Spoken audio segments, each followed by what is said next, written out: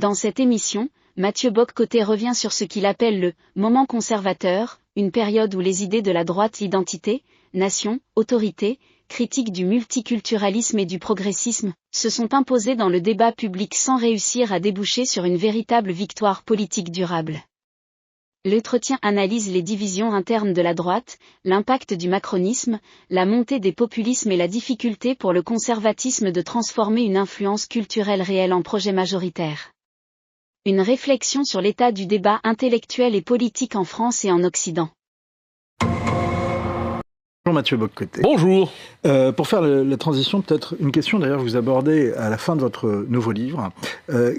Qu'est-ce qui relève du fait divers? Qu'est-ce qui relève du fait de société?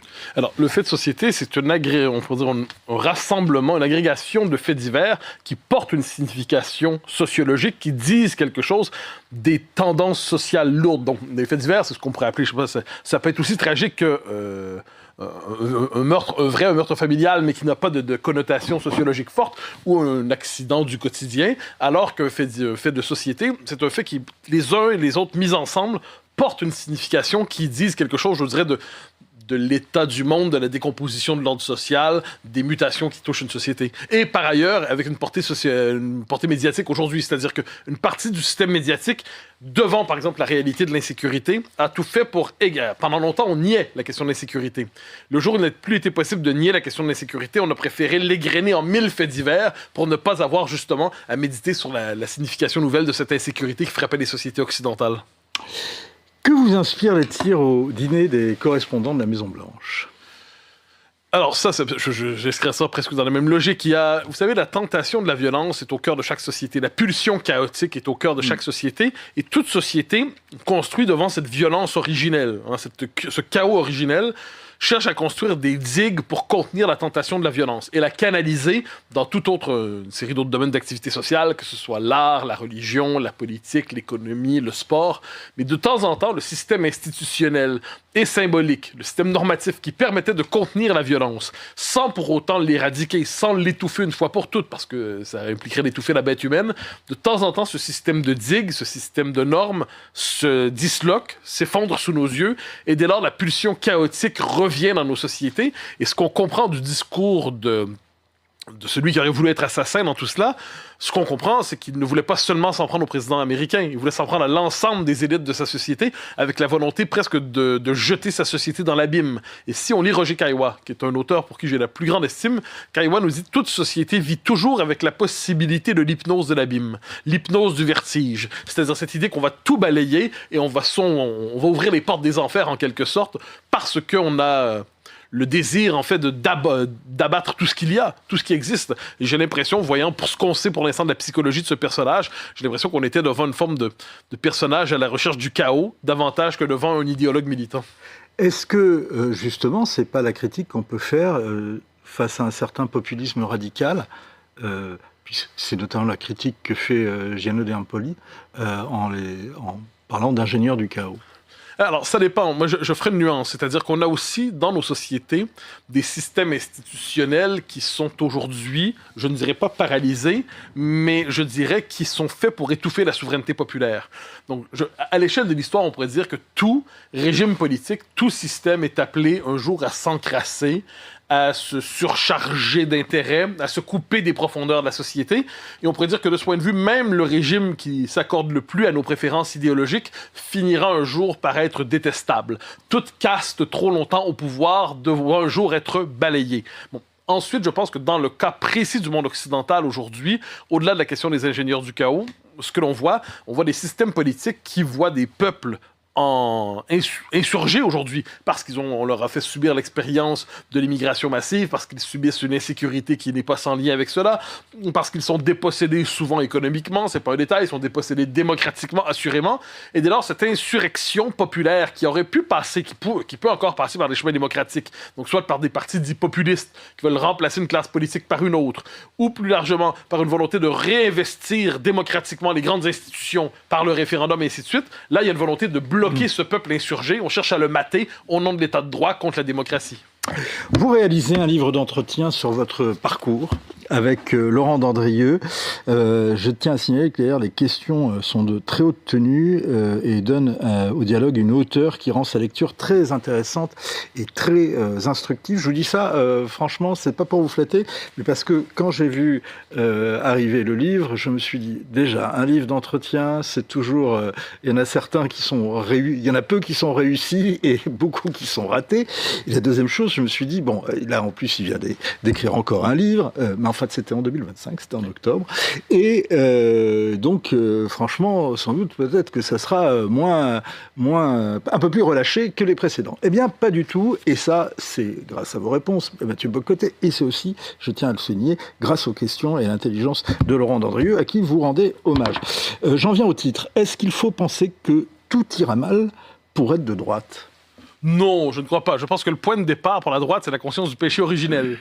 C'est-à-dire savoir... On n'est pas loin. Oui, mais tout ira mal, mais ce qui ne veut pas dire que l'existence soit malheureuse. C'est-à-dire que je pense que nous le savons à l'échelle de l'histoire, puisque Rome est tombée un jour, toutes les sociétés, tous les États, tous les pays, tous les empires finiront par tomber. Ce que l'homme construit n'a pas vocation à l'immortalité, encore moins à l'éternité. Mais il y a vocation, lorsque l'homme s'investit dans la cité, il souhaite laisser une trace d'immortalité. Il a besoin de l'illusion de l'immortalité pour être capable de faire quelque chose, tout en sachant que dans un siècle, dans 2 siècles, tout sera balayé. Ensuite, donc, il y a une forme de pessimisme à travers cela. Il n'y aura pas de cité parfaite, il n'y aura pas de société parfaite. Le monde dans lequel nous vivons est condamné à nous réduire en poussière. Une fois que c'est dit, l'homme, ça ne rend triste et malheureux tout cela que si on est dans cette idée qu'on voudrait construire la société parfaite sur Terre. Dès lors qu'on sait que c'est pas le cas, dès lors qu'on sait que l'existence est une grâce, dès lors qu'on sait que l'existence est fondamentalement la chance immense de traverser quelques décennies en ce monde avec tous les plaisirs qui sont là, les devoirs, les bonheurs d'amitié, en fait tout ce qui est possible en ce monde, dès lors, ça ne rend pas l'homme de droite malheureux, ça le rend plus lucide, je crois. Pourquoi dites-vous que la droite classique n'a pas su saisir le moment conservateur ? Alors ça, on est quelque part au milieu des années 2010, et il y a un véritable renouveau intellectuel conservateur qui est visible chez de nombreux auteurs, à la fois les philosophes les plus installés, je pense à un Pierre Manant par exemple, une nouvelle génération conservatrice qui émerge intellectuellement, on peut penser à Eugénie Bastier par exemple, donc des jeunes journalistes, philosophes, des gens qui sont dans une même quête de refondation conservatrice de ce qu'on appellera la droite. Et la droite a pu acheter pendant un temps une rhétorique conservatrice, elle n'en a pas compris le programme. Et ce qu'on a vu, c'est que ce moment de refondation conservatrice était la dernière chance de la droite classique, donc on pourrait appeler le continent LR et tout ce qui tourne autour d'elle. En quoi avez-vous vu qu'elle n'avait pas saisi ce moment conservateur ? Parce qu'elle n'a pas compris qu'il ne s'agissait pas simplement de quelques formules vagues sur l'anthropologie des hommes, le sens des limites, l'anthropologie de la finitude. Et je pense qu'une partie de la droite classique voyait dans le conservatisme surtout quelque chose d'un peu ringard, circonstanciellement utile pour se donner un peu de tonus idéologique face à la gauche, mais n'a pas compris ce qu'on pourrait appeler le caractère de fin de cycle d'une certaine modernité aujourd'hui, n'a pas compris jusqu'où devait porter cette réflexion. Puisqu'elle ne l'a pas compris, le résultat, c'est qu'elle a échoué. C'est pour ça que le moment populiste bascule. On bascule du conservatisme au populisme vers une remise en question, non plus simplement de la gouvernance, mais des institutions. Et c'est vrai qu'à ce moment-là, notre confrère Guillaume Perrault publie un livre qui s'appelle « Conservateur, soyez fiers ». C'était probablement le meilleur ouvrage de l'époque qui captait ce moment conservateur. Et je fais repentance parce que je me moquais de lui en disant que ça doit être le livre le plus punk de l'année. C'était une ironie. Mais effectivement, le livre était très intéressant. Et c'est là où on voit effectivement que la droite, finalement, est écartelée, en tous les cas au niveau de son électorat, entre ceux qui sont attirés et qui vont chez Marine Le Pen, Jordan Bardella, Éric Zemmour, et de l'autre, ceux qui vont chez Emmanuel Macron. Oui, je pense que... Et vous pensez que c'est parce qu'il n'y a pas eu justement une espèce de réflexion idéologique à ce moment-là ? C'est-à-dire que la réflexion n'a pas été menée jusqu'au bout. C'est-à-dire, en dernière instance, la droite dite conservatrice n'est jamais parvenue à s'émanciper de l'hégémonie idéologique de la gauche. Au dernier moment, au moment des ruptures fécondes, il y avait plutôt le réflexe de la génuflexion devant le progressisme obligatoire. Et dès lors, le conservatisme ne s'est pas vu comme une philosophie politique à part entière, mais comme une machine à corriger les excès du progressisme. Mais vous ne pensez pas que, par exemple, dans ce qu'a subi François Fillon au moment de la campagne 2017, il y a eu ce tir de barrage par rapport à une tentation conservatrice chez ce candidat qui s'était plutôt présenté comme la gauche de l'UMP quand il s'était présenté face à Jean-François Copé, puis ils se sont croisés finalement. Oui, alors, je pense qu'effectivement... C'est l'inverse. Mais est-ce que, certes, il y a eu l'histoire des costumes, Alors, il y a eu une lecture qui était une analyse, qui est une hypothèse. Certains diront peut-être une forme de complotisme, mais qui ont vu dans les attaques contre Fillon aussi une attaque contre son conservatisme. Oui, sa tentation conservatrice. J'en suis absolument convaincu. C'est-à-dire que les costumes n'ont servi que de prétexte. Ça, c'est le moins qu'on puisse dire. À travers cela, c'était cette refondation conservatrice qui aboutissait politiquement, qui a été rejetée. Et dès lors, vous noterez qu'on a traité la défaite. Mais le système a le génie souvent d'expliquer la défaite de ceux qui l'éliminent en mélangeant les causes. C'est-à-dire, dans ce cas-là, on nous dit, sur le coup, on le fait tomber pour les costumes, et après coup, on nous dit, il est tombé à cause de son conservatisme. De la même manière, rappelez-vous, pour Zemmour en 2021-22, objectivement, il tombe sur la question ukrainienne, mais parce que la veille de l'Ukraine, il est en position d'être en deuxième place au deuxième tour. Et ensuite, on nous dit, en fait, il n'est pas tombé pour l'Ukraine, il est tombé pour tout son programme, sa monomanie identitaire, et ainsi de suite. Donc, on réécrit l'histoire pour ne pas avoir à savoir qu'on était, dans le cas de Fillon, une forme de coup de force. Et l'histoire est souvent écrite par des vainqueurs, et en l'occurrence, là, les vainqueurs sont plutôt les anticonservateurs. Oui, sans le moindre doute. Donc, de quelque côté qu'on se place. Vous êtes...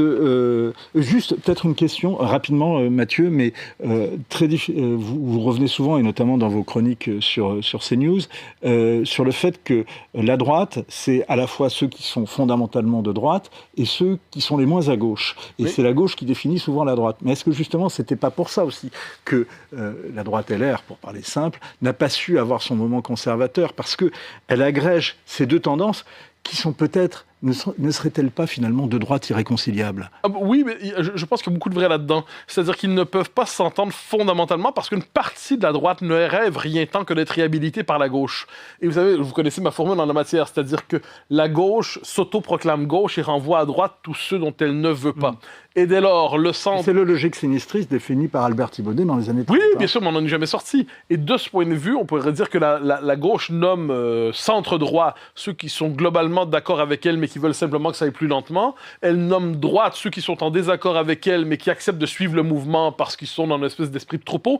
Et elle nomme... et qui pleurent, ils ont le droit de pleurer. Et elle nomme extrême droite ceux qui s'opposent frontalement à elle, clairement. Alors là, l'extrême droite, c'est ceux qui veulent véritablement combattre la gauche. Il y a plein de questions qu'on voudrait vous poser, mais qu'on ne vous posera pas parce que le temps file, c'est dommage. Il faudrait faire une deuxième émission, ou plus exactement, il faudra lire votre livre. Mais il y a une dimension à côté de laquelle je ne voudrais pas passer, c'est une dimension essentielle dans votre livre, c'est votre combat pour l'indépendance du Québec. C'est passionnant, on apprend notamment que le regain d'identité de francophonie au Québec date des années 60 et qu'il a su précisément concilier la droite et la gauche. Oui, parce que le mouvement national québécois, alors on pourrait dire que dans les années 60, c'est une société qui connaît son propre moment de décolonisation, la Révolution tranquille, avec sa part de complexité. D'un côté, c'est l'émancipation nationale, de l'autre côté, c'est la détraditionnalisation.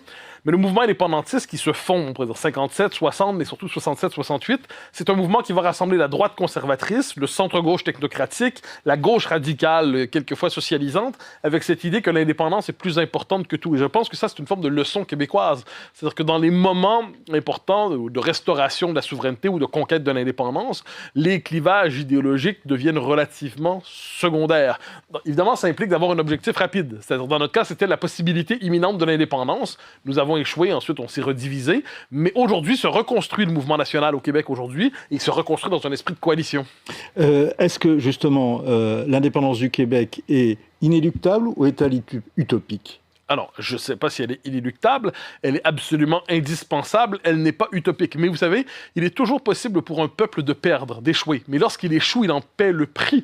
Lorsqu'un peuple échoue son indépendance, ça brise ses reins, ça brise son ressort identitaire, ça le condamne ensuite à une forme de décomposition folklorique où il devient étranger à lui-même. Il n'existe plus que dans les ruines de son folklore. Donc l'indépendance du Québec, elle est indispensable. Elle n'est pas certaine absolument, mais elle est possible, elle est réalisable et surtout à court terme. Il y aura des élections au Québec en octobre 2026.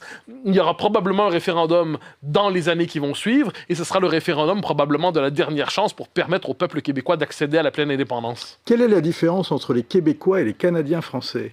Alors, c'est un changement de nom. Les Québécois ont souvent changé de nom dans leur histoire. Lorsqu'on arrive en colonie, on est d'abord des Français, au moment de la Nouvelle-France, on devient ensuite des habitants, pour ensuite devenir des Canadiens. Le mot canadien tient jusqu'aux années 1840, 1860, 70 environ, et ensuite on devient des Canadiens français. Pourquoi? Parce que les Anglais qui sont arrivés chez nous entre-temps deviennent des Canadians. Donc on veut se différencier. Les Canadiens deviennent des Canadiens français. Dans les années 1960, les Canadiens français du Québec, c'est le moment de leur affirmation nationale, disent « mais nous sommes pas seulement une partie de quelqu'un d'autre ». Gaston Miron disait « on n'est pas 25% de quelqu'un d'autre, on est un peuple à part entière, le Québec est notre pays, nous sommes des Québécois ». Et dès lors, on s'empare du mot québécois là, sous le signe d'une affirmation identitaire forte. Et aujourd'hui, c'est un terme auquel je tiens, bien qu'on a précisé Québécois francophone, pourquoi? Parce que au Québec, il y a une minorité anglaise aussi. Donc on cherche à marquer la différence identitaire, mais oui, nous sommes Québécois, absolument. De Gaulle est un de vos grands hommes. Bien sûr. Pour le Vive le Québec libre. D'abord, mais pas que. Vous pleurez devant le documentaire. De Karl Leblanc, un documentaire magnifique, Le chemin du roi, qui raconte le 23-24 juillet 67 la visite du général de Gaulle au Québec et la scène du Vive le Québec libre, mais raconter la traversée du chemin du roi, 500 000 Québécois qui sont là pour applaudir le général qui vient, qui marquera la réconciliation franco-québécoise, dirait le Vive le Québec libre. C'est un grand moment de notre histoire et de la vôtre. Dernière question, irez-vous à un banquet du canon français? J'en serais très heureux. Hein. Le banquet, ça correspond à mon tempérament. C'est ce qu'on découvre dans Le pessimiste joyeux, même si vous ne partagez pas les idées de Mathieu Bock-Côté. Je vous invite à lire ce dialogue plein d'intelligence, mais aussi d'émotion. On en sort parfois étonné, mais surtout très instruit. C'est brillant, c'est passionnant. Le pessimiste joyeux, c'est aux éditions Fayard. Merci Mathieu Bock-Côté. Merci à vous. Voilà, j'espère que tous ces sujets vous ont apporté un peu de lumière sur ces mouvances politiques. Quant à moi, je vous souhaite un excellent week-end. À bientôt.